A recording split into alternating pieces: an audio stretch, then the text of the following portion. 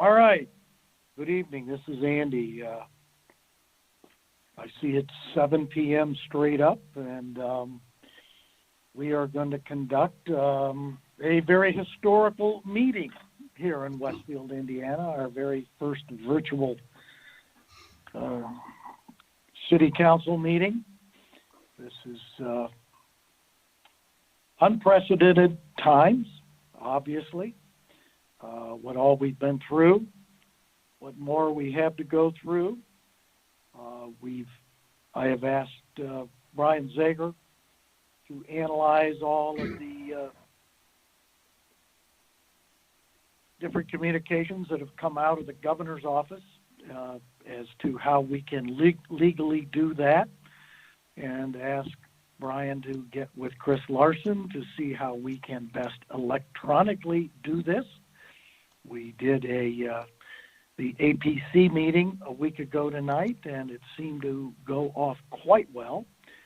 And I would welcome any members of our council, administration, and public to send me any critiques you may have when we get finished, because as I've told all of our employees over the last 3 or 4 weeks, there's just no real textbook on how exactly to do this. And the next time we have a virus impact to this extent, we will know exactly what to do. But many of us, we're still feeling our way through it. So we will start the meeting off, turning it over to Joe Edwards, our president of our council, to work through our agenda. So unless anybody else has any other questions, please, I think you all received instructions on how all to do this. Please mute yourselves if you are not actively speaking. And when you do speak, please introduce yourself, whether it is a speaking role or a voting role. So let's go about it and see how it works. Joe Edwards? I'm here. This is Joe Edwards, City Council President, and we welcome everybody who is listening in to the first virtual City Council meeting. I know it's the first for me. So the first thing we need to do is I'll have the clerk call the roll to determine the presence of a quorum. Okay, Troy Patton. Here. Jake Gilbert. Here. Joe Edwards, we know. Scott Here. Willis. Here. Scott Fry. Here. Cindy Spalgeri. Here. Mike Johns. Here. We do have a quorum. Thank you. There is a slight change to the minutes tonight, and basically it will be consent to sign claims during this pandemic as long as we are meeting this way, and we may need to have, on advice of attorney, a public hearing on this as to how we would expedite the claims and the ordinances that are passed. So that will be the last part of new business. The first part is the approval of the minutes from the City Council meeting for February 10th, 2020. I'd entertain a motion. This is Scott Willis, so moved. It's Mike Johns, I second. Cindy, would you call the roll? Troy Patton. Yes. Jake Gilbert. Yes. Joe Edwards. Yes. Scott Willis. Yes. Scott Fry. Yes. Cindy Spalgeri. Yes. Mike Johns. Yes. Okay, motion carries 7-0. The next item that we have are approval of claims, and we've all got I think 33 pages of claims. I would entertain a motion to approve the claims. This is Jake Gilbert, so moved.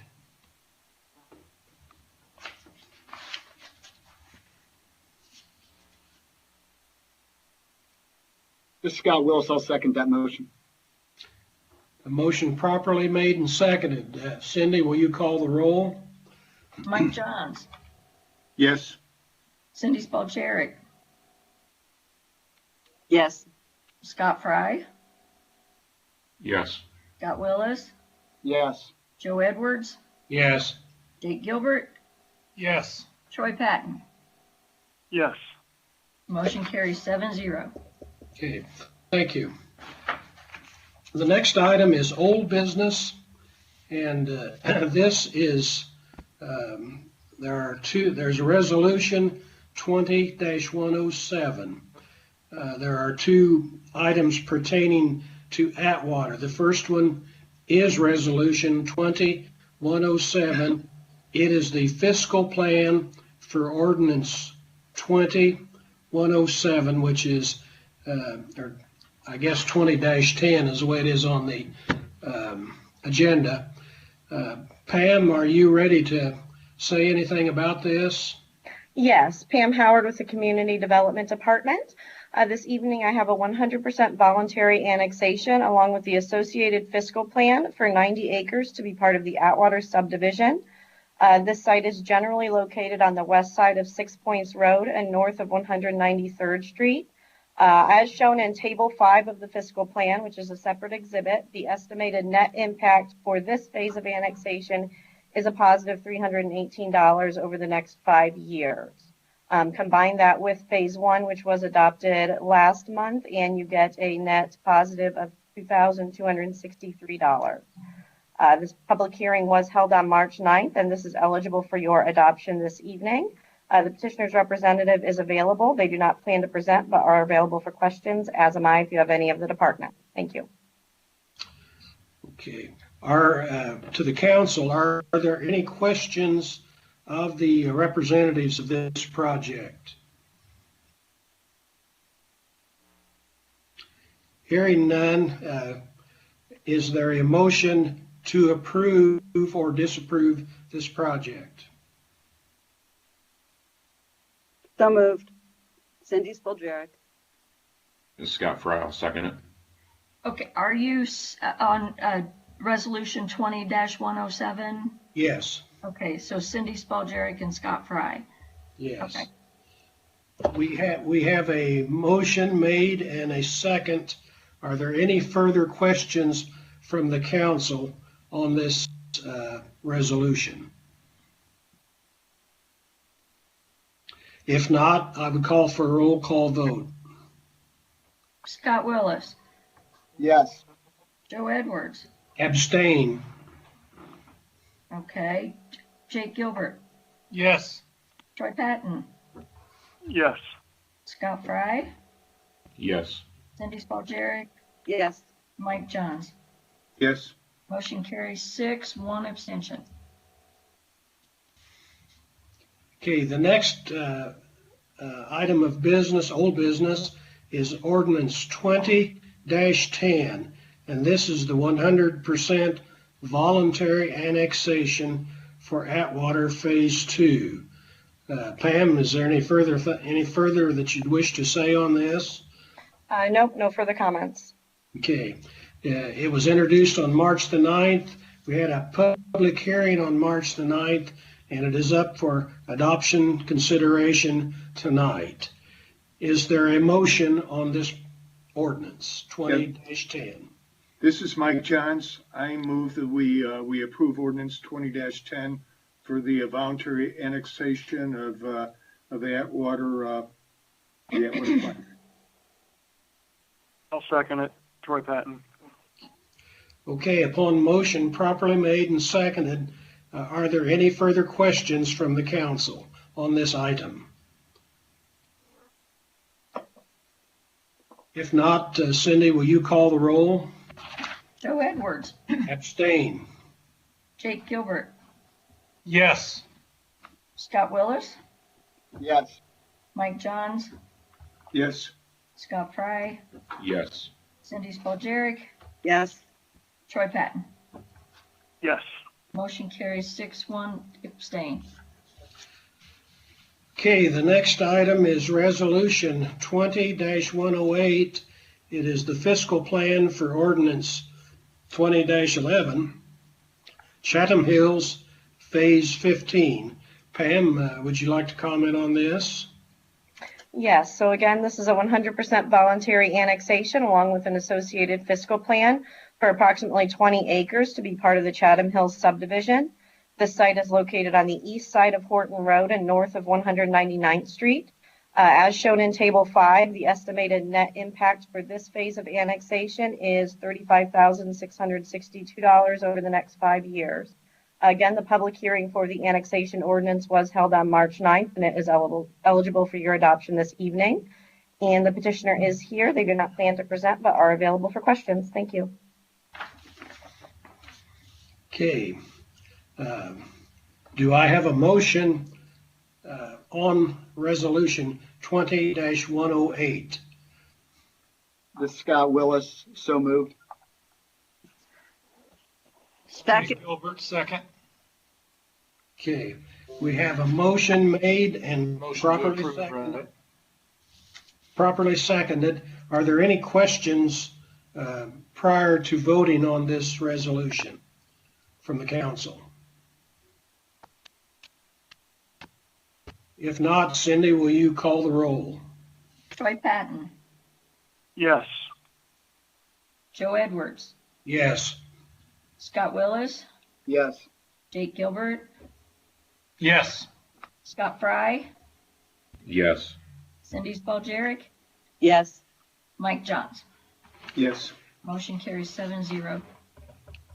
Okay, the next ordinance is 20-11, which is the voluntary annexation. Again, it's a companion to the resolution.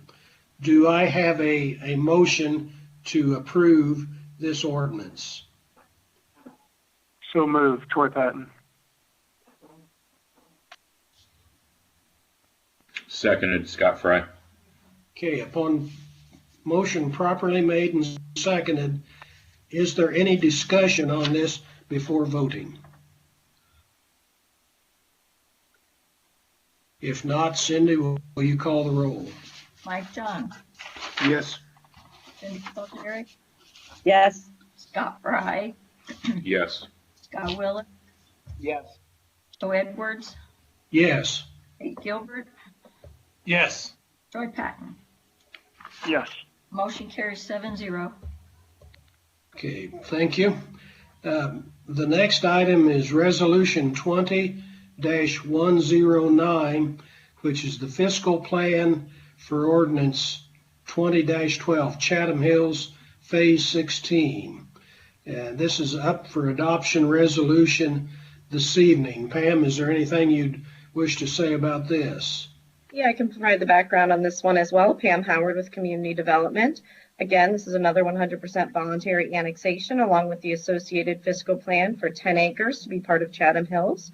This is located on the west side of Horton Road, north of 199th Street. Table 5 shows the net impact for this phase of annexation to be $11,266 over the next 5 years. Again, the public hearing for the ordinance was held March 9th, and it's eligible for your adoption this evening, and the petitioner is available for questions. Thank you. Okay, is there a motion on Resolution 20-109? Yes, this is Mike Johns. I move that we adopt Resolution 20-109, fiscal plan for Chatham Hills, Phase 16. Do we have a second? Second. Cindy Spalgeric. Okay, we have a motion properly made and seconded on Resolution 20-109. Are there any council questions or discussion on this resolution?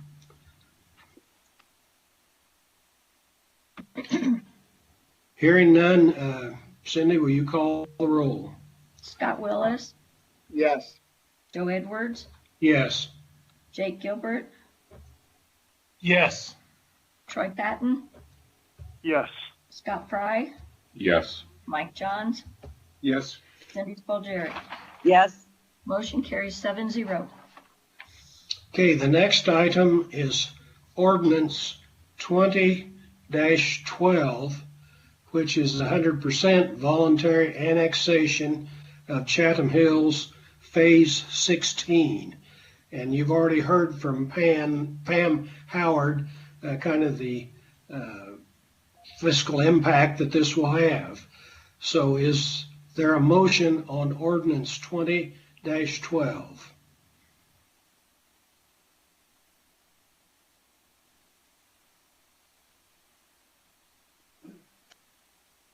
This is Mike Johns. I move that we adopt ordinance 20-12, the voluntary annexation of Chatham Hills Phase 16.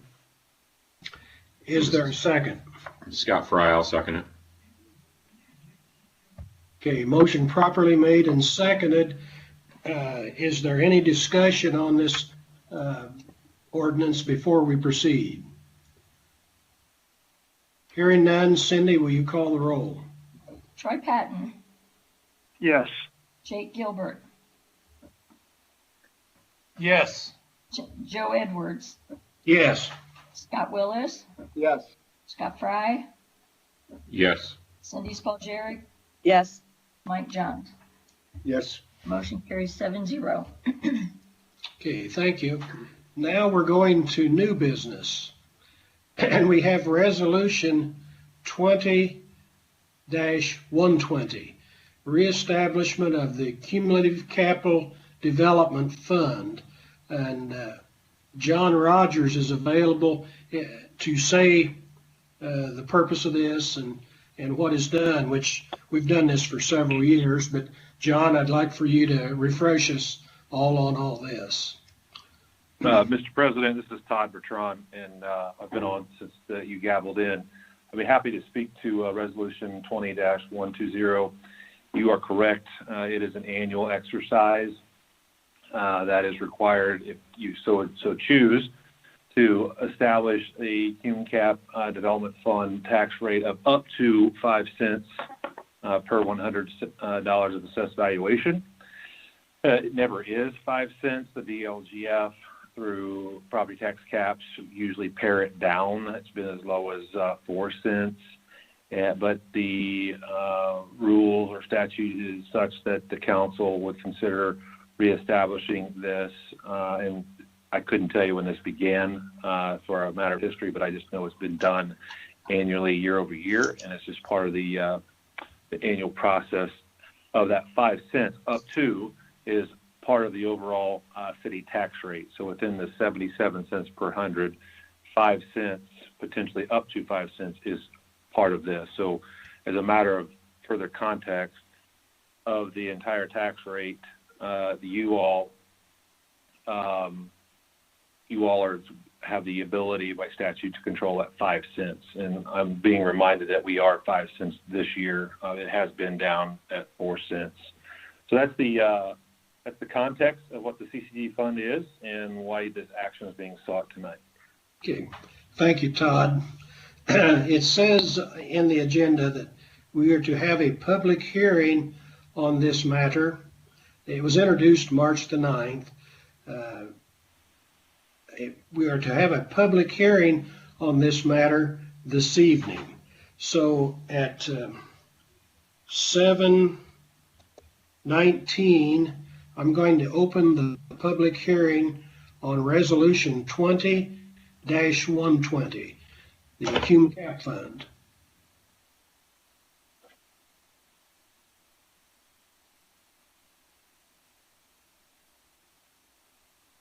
Anybody listening who wishes to comment on this?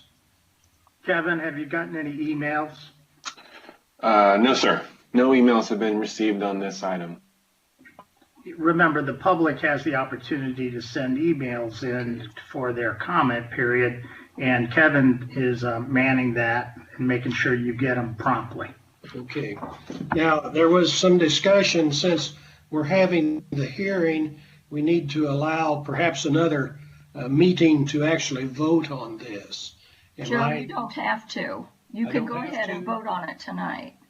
Okay. Would we need to, since it's a resolution, do we need to waive the time limit on that, or can we just do it?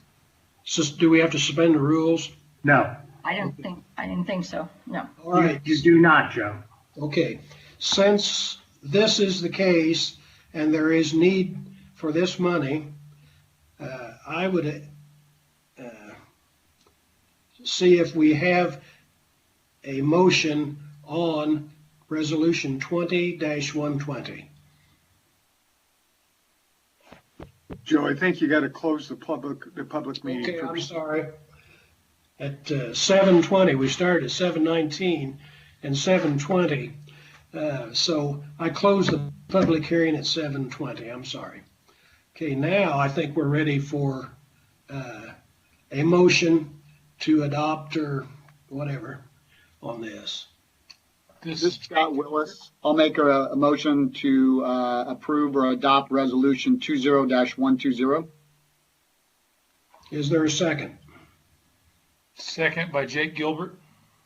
Okay, we have a motion properly made and seconded on Resolution 20-120. Any questions from the council, members of the council? Hearing none, I would ask the clerk to call the roll. Mike Johns, Yes. Jarek,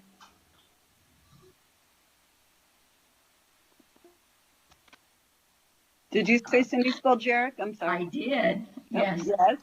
Okay, Scott Fry, Yes. Scott Willis, Yes. Joe Edwards, Yes. Jake Gilbert, Yes. Troy Patton. Yes. Motion carries 7-0. Okay, the next item of new business is Ordinance 20-13, the Junction PUD Amendment 4. Pam, do you have some information on that for the council? Yes, I do. Again, this is Pam Howard with the Community Development Department. Before you this evening for an introduction, I have an amendment to the Junction Planned Unit Development District. This 3-acre site is located at 17655 Shamrock Boulevard, just north of the Old School Administration Building, and was zoned the Junction PUD back in 2014. The proposed amendment would permit multifamily dwellings as a permitted use, as well as increase the minimum and maximum building heights for that parcel. This item is scheduled for a public hearing at the May 6th Plan Commission meeting.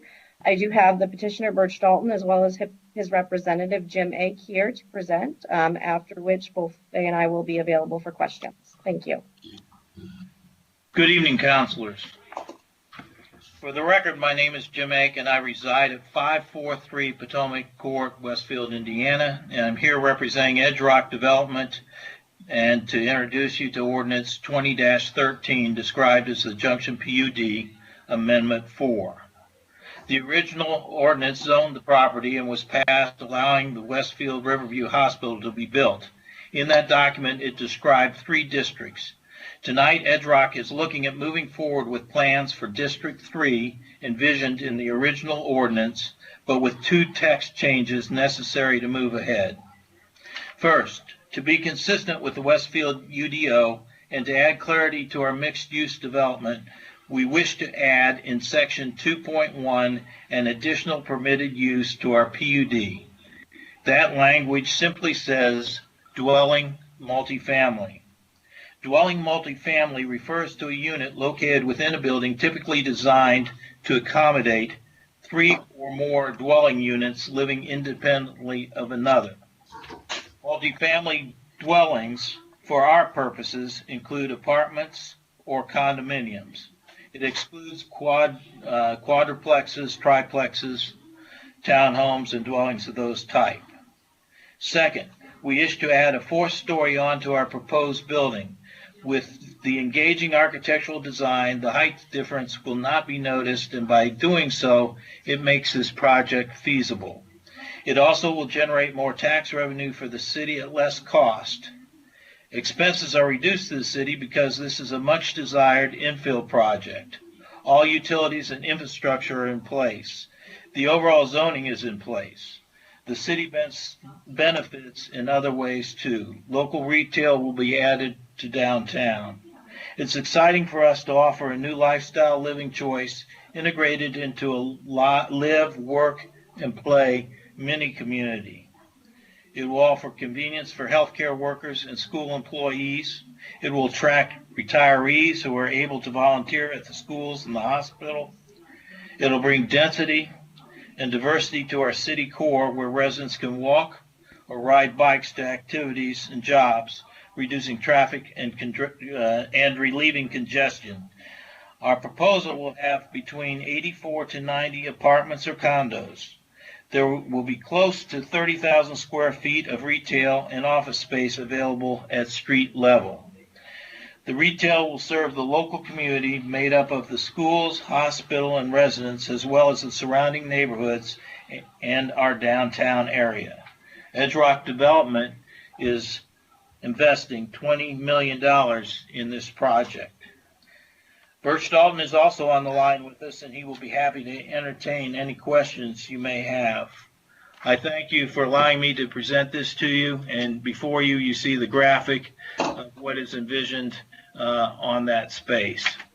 Thank you, councilors. And if you have any questions, please let us know if there's any discussion. This is an introduction tonight. Thank you, Jim. Well, is there, would Birch like to comment on this, or is this enough? This is Birch. I'll be happy to answer any questions. And as we go through the process, I can fill in a lot of, questions as far as site plan, parking. I think probably, Joe, Mr. President, is that I'm working closely with Riverview, and we both have tentatively agreed to give up ground on both sides of the Shamrock Boulevard to try to increase ingress and egress ease by widening Shamrock Boulevard with our properties. Okay. Thanks, Birch. I appreciate that. This comes up for a public hearing before the Plan Commission on May the 6th of this year. So if it gets through the Plan Commission, it could be up for adoption on June the 8th at the City Council meeting. So this is an introduction, and we thank the developers who are doing this. Okay, the next item of business is Ordinance 20-14, amending certain human resources policies and procedures. And I think it's a council introduction. We won't be voting on this tonight, but Brian, could you kind of give us the highlights of what this might be? Or certainly, this is a work in progress, quite actually.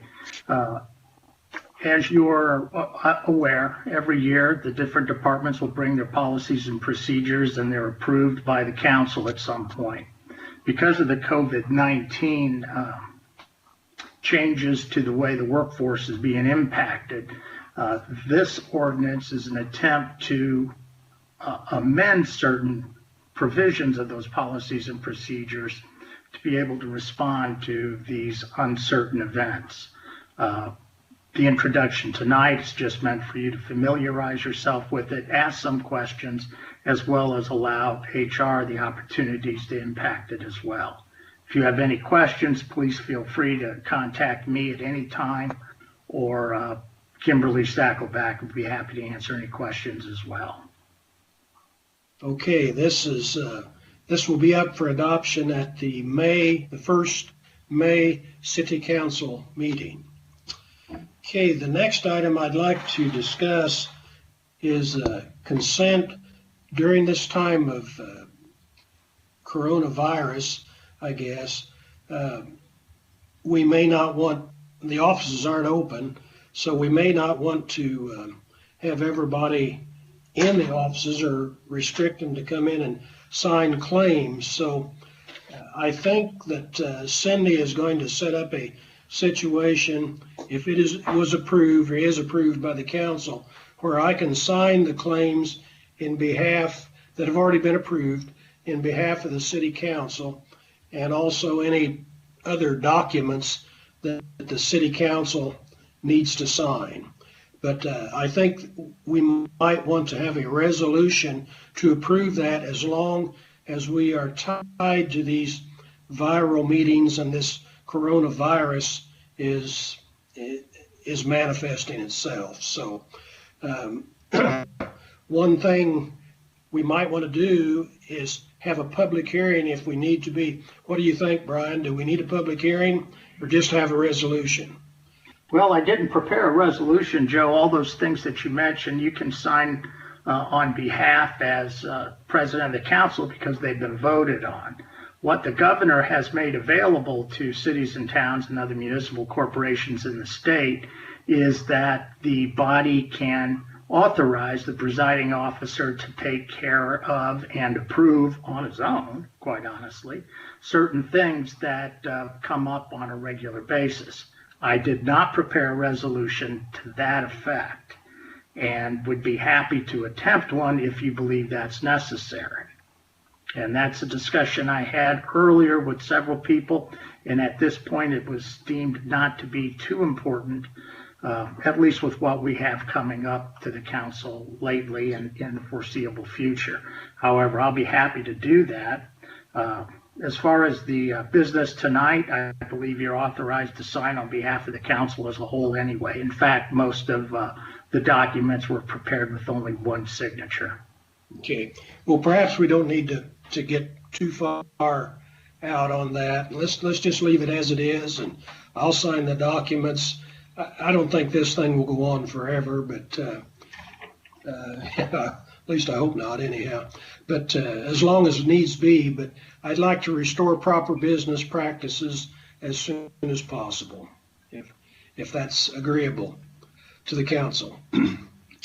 Okay, the next item is, this is for residents who wish to address the council on items not on the agenda may do so at this time.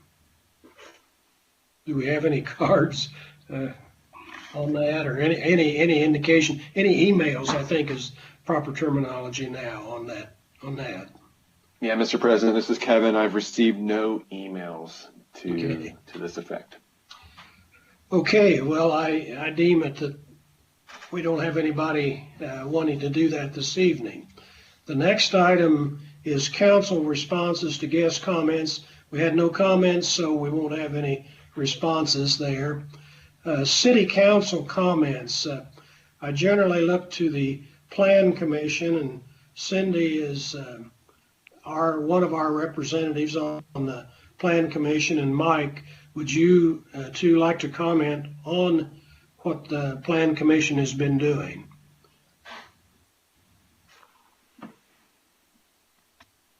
Cindy, why don't you go first, then Mike. This is Cindy. My phone is getting garbled. Mike, can you tackle it for a minute? Yeah.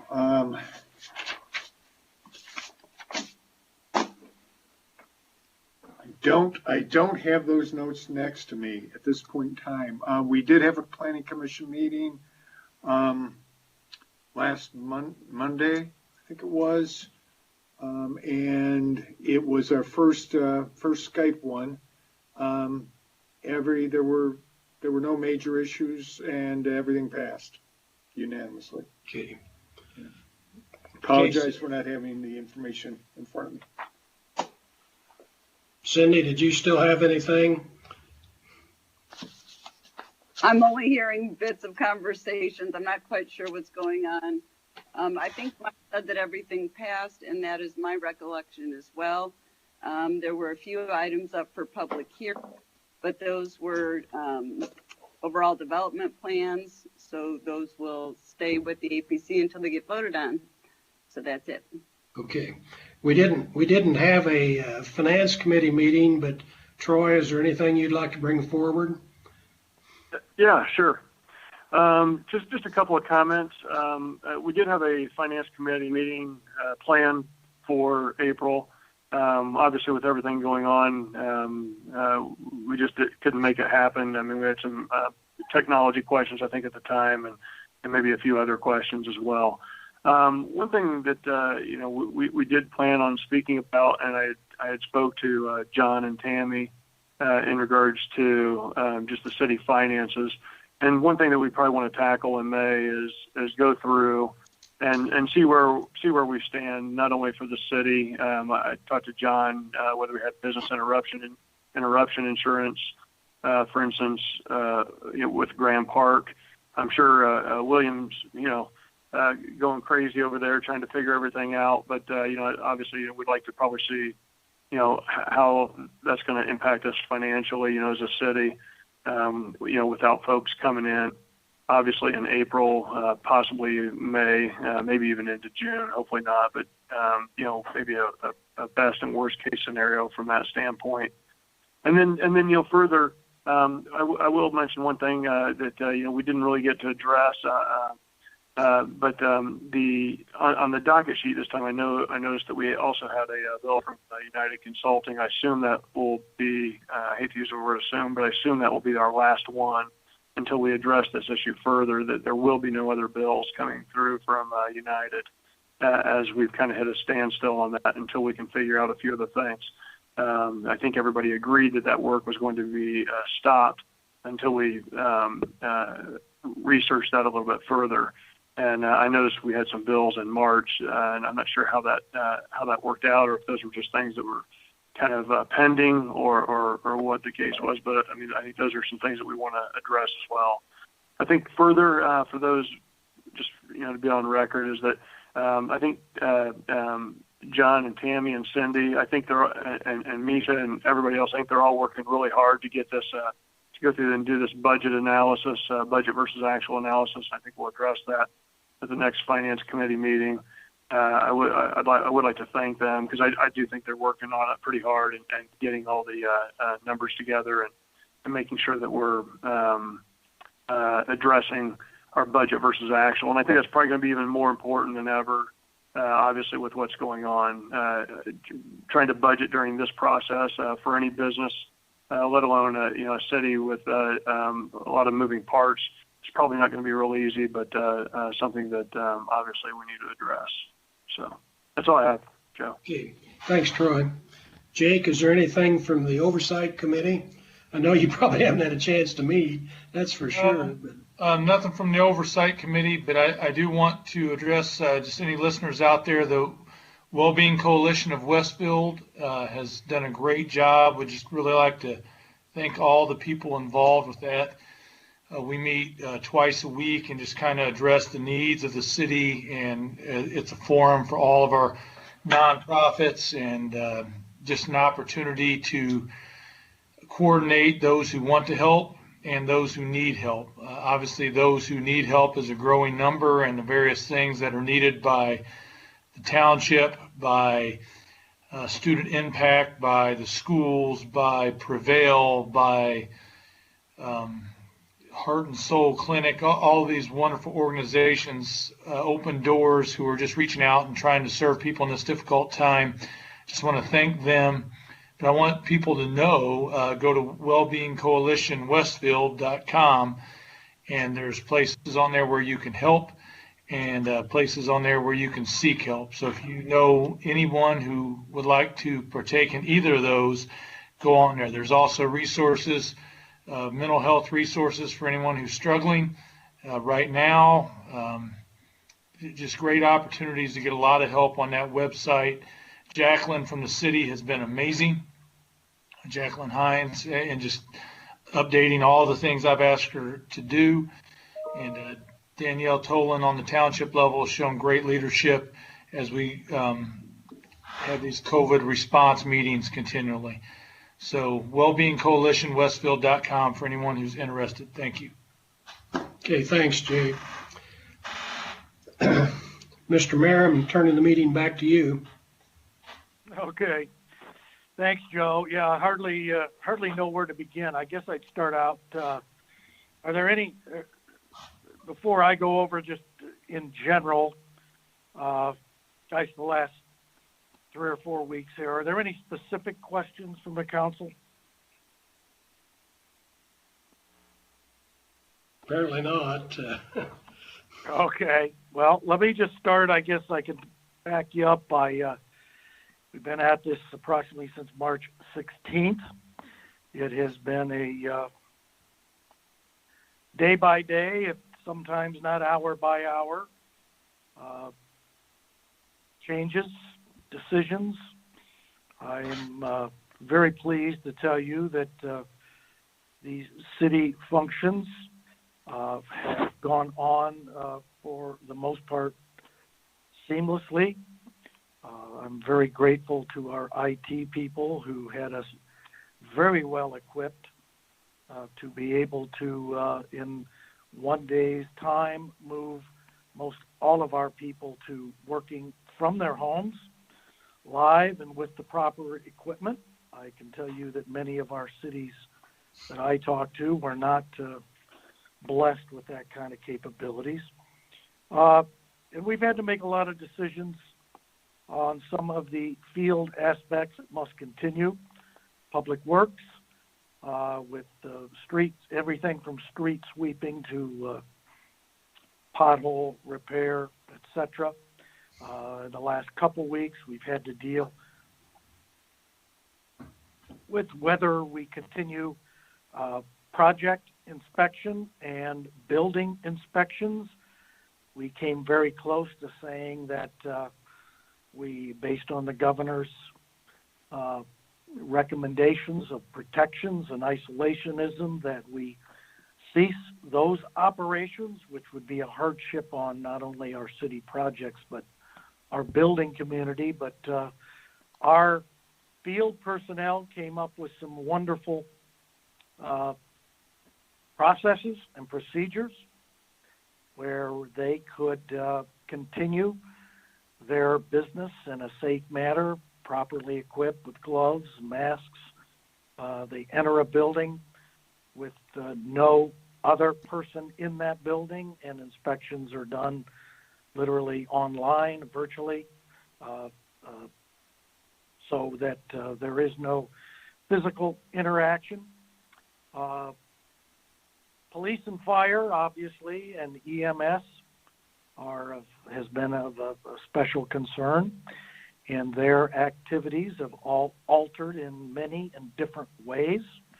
Our police personnel no longer gather for their typical roll call at first of shift. They meet again via phone, so they are out by themselves in the cars, becoming more and more lonely after all this time of trying to get our cops involved in the community. Now we're telling them, do not get involved in the community. So when you see these men and women out there, whether it's the fire, police, remember, we're trying to keep them isolated from the public. So if you get a chance, give them a wave. Well, you can't give them a hug, but give them a wave, because they've had to undergo some great changes in their work. The medical demands, of course, have been scrutinized greatly. Actually, a lot of runs, be it for the cops in accidents or same thing with EMS, those runs are down. We have seen an uptick in domestic incidents, which is of concern, where we do have our medical personnel dispatched to a site. That site is very well questioned by dispatch, and their answers determine whether the EMS people arrive at a site fully garbed, if you will, mask, gowns, etc. So if a 911 caller is exhibiting any kind of symptoms whatsoever, our EMS people are gowned and equipped. That does not mean that address has been contaminated, but it is a precautionary. So there's a lot of changes going on. I know we have had 2 or 3 people tested, maybe more, city employees, not any direct symptoms, but rather being in contact directly or perhaps indirectly with a confirmed case. And so far, everything for the city of Westfield, thank God, has come back negative. So a lot of activity going on to isolate people. To follow up on what Jake Gilbert said, we've really rushed out the operations of the Westfield Wellbeing Coalition, which has been the volunteerism that stepped forward, integrating with youth assistance and open doors and student impact, and with the schools has just been phenomenal. There's a lot of good things that are going to come out of this. I know it's hard to look at right now, but some of the stories about who's provided this for what and everything, it's going to make a really interesting, I'll say right now, interesting chapter in the history of Westfield. But the Wellbeing Coalition has been the one group that we've really pushed out, working also with the, Daniel Tolan and the township office. When people are asking to either volunteer, give money, need services, the Wellbeing Coalition has become that one place clearinghouse that's really has really taken off, and the men and women that are volunteering to run that are just doing an absolute fantastic job. Grand Park, I know Troy mentioned that. That is, of course, a challenge. It has, this time of year, generates a lot of revenue, and that revenue is not there right now. So there's been some very serious cutbacks, and not only seasonal staff, but in contracts where we can now, instead of some of our people that manage events, they can now be out mowing grass and doing the maintenance work out at Grand Park. Then last weekend, not only, if you remember back when we started this, clear back in mid-March, where we suddenly had a snow event thrown at us. Last weekend, we had a huge power outage, storm damage. Public Works, again, called to keep all the roads open. As you noticed, you West Siders on Ditch Road, there were some 39 giant power poles, all of them crunched over. Some residents were without power for several hours. We had one neighborhood, Derby Ridge, that was expected to be without power for a couple of days, thanks to a number of our police, our fire department, Jeremy Lawler, Vicki Gardner, and Todd and I walked those neighborhoods to inform people that they could be out for quite a while, and they were all directed, again, with some handout information. We had several hotels here in town offer rooms at greatly reduced rates, and Duke did a really good job of getting the power up, informing us so that we could inform our people. Vicki and her people did a good job with doing all that. As far as I know, everybody is up and running, and now the next part of this whole process will be, it's looking favorably, watching the news tonight, that maybe this thing is indeed leveling off, and the next steps are going to be, hopefully, not how do we deal with increased reaction to the disease, but hopefully the next steps will be how do we bring life back to normal. John and Tammy and the clerk treasurer, Cindy Gossert, they've been working very, very well with Todd and our people. What can we do budget-wise? What can we anticipate? I know in working with all these people right now, we've ordered 10 to 13% budget cuts in each department. And by doing so, our financial people feel that we will not have to touch our cash reserves or our rainy day fund for the next 2 to 3 months if we can accomplish that. But as you know, there are just day-to-day changes in everything from property tax collections, what the governor has given a 30-day, in essence, grace period. How's that going to affect the cash flow? I mean, we just don't know yet, but our people are on top of it from a financial aspect. So if there are any other questions on the financing or what we are doing because of the virus from council, and then I have just a couple other things I'll close with. Any questions on what we're doing dealing with the virus, council? I think we're in pretty good shape on that.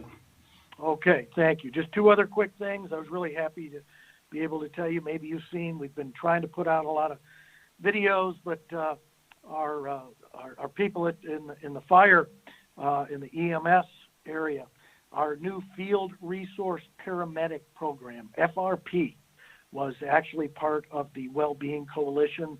This resource was not due out for a couple months yet, but they were able to get it out earlier. It's a really interesting 24/7 new high-level cardiac trauma response using a couple of paramedics, EMTs, in a SUV that can deliver a quicker and more the easily obtained response to a lot of not only trauma, but mental and emotional issues. And that's going to be a big part utilizing the Westfield Coalition, is if we have people that have mental, emotional, suicidal, we can deal with it with this FRP program. So I'm so happy to see that program's up and running, because it also has an ongoing purpose in working with persons that have just returned home from a hospital stay, to work with them to keep them out of the hospital. So again, Wellbeing Coalition working out really, really well. And secondly and lastly, just to catch you up, I was very proud to see that the Westfield Police Department, for the second time, has received the national accreditation from CALIA. That is a national accreditation for police departments across the country. I know we received our first accreditation 4 years ago when we traveled to St. Louis to pick that up. And every 4 years they are re-examined and they pass with flying colors. Don't surprise me none, but congratulations to Joel and his staff on all that. So, Councilor Edwards, there is kind of a update. It has been a very active period, and again, if any of our council, any of our citizens, if you have any questions as to what we are doing, please feel free to get in touch with me personally, and I will endeavor to bring you up to date or look into any situations. Thank you. Thank you, Mr. Mayor. Appreciate your comments. I think we've come to the close of the meeting. I would entertain a motion to adjourn. So moved. Scott Willis, second it. Okay, motion properly made and seconded. Clerk, for the last time, will you call the roll? Okay. Troy Patton, Yes, I'm here. Jake Gilbert, Yes. Joe Edwards, Yes. Scott Willis, Yes. Scott Fry, Yes. Cindy Spalgeric, Yes. Mike Johns. Yes. Motion carries 7-0. Okay. Thank everybody. And I know these are difficult circumstances, but it'll end someday. And so we'll be back to normal before you know it. Thank you. Thanks, Joe. Thanks, Joe. Have a good one, guys. Okay. Everybody have a good one.